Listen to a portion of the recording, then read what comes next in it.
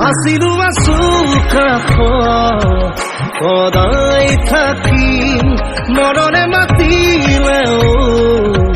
কথা ৰাখিম আছিলো আচুল কাষ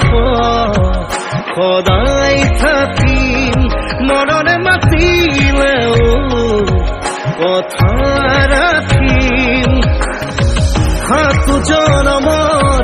বাঁধোনে যে থাকিম তুমি আৰু মই